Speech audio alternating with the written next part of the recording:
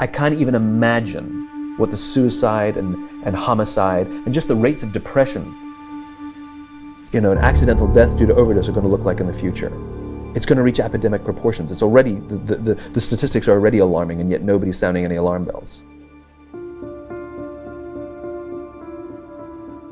Digital dementia. This is a real medical term right now. This is the idea that we're outsourcing our brains to our smart devices. We're so reliant on our smartphones that our smartphones are making us stupid. Does that make sense? It's convenient. I don't want to memorize 500 phone numbers, right? Nobody wants to do that. But we've lost the ability to memorize one. Like if I give you a 7-digit number now, how difficult? Would it be you find that kind of difficult to memorize, like a phone number that you used to do years ago? Yes or yes? Because if I take my arm, I put it into a sling for 6 months, does it stay the same? Would it even grow stronger? It would what? It would atrophy and grow weaker. Same thing with your mental muscles. If you're relying on your phone to keep your schedules, your to-dos, I went out to dinner with 10 people recently. There was 10 of us.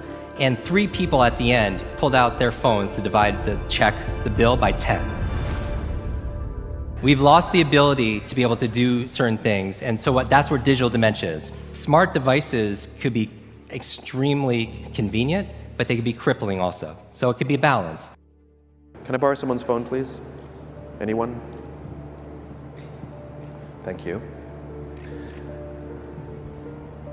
Okay, there is a subconscious reaction to these devices when we use them, okay? What if I were to hold my phone while I'm talking to you? I'm not checking it, it's not buzzing, it's not beeping. I'm nothing, I'm just holding it. Do you feel at this moment that you are the most important thing to me right now? No, you do not. Because there is a subconscious reaction we have to the device. When it is out, it makes the people around us feel that they are less important. So when we're walking down the halls in our offices and somebody says, hey boss, can I ask you a question? You go, sure, what's on your mind? We've just told them they're not that important. Or we can go, sure, what's on your mind?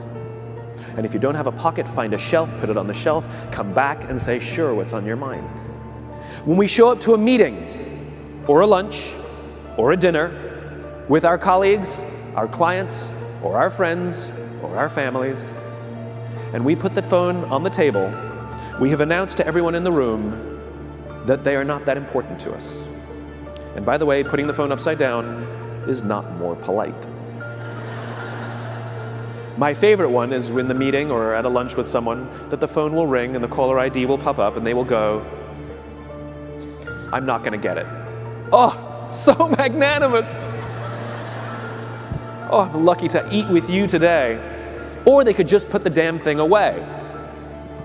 You can tell how addicted we are.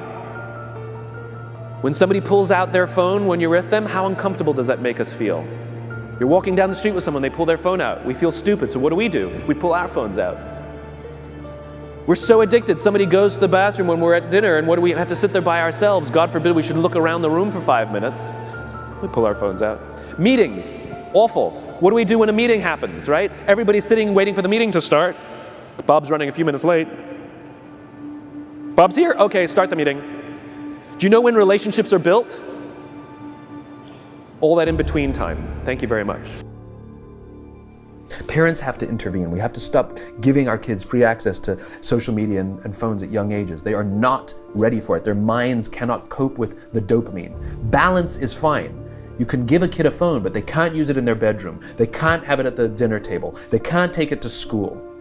They can only have it up to a certain hour, and you take it away. They're children. You can take the phone away. We've got to intervene as parents. But as companies, we now have to deal with the influx of kids that are coming into our companies with addiction. Watch, I see it all the time. Walk through any office. You'll see the older employees have their phones on the sides of their computers as they're working.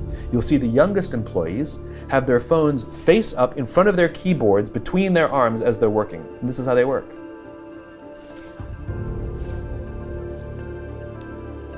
And the science is alarming. They did experiments on mice where they did the multitasking. They put flashing lights to mimic going from the computer to the cell phone, the computer to the cell phone to the TV.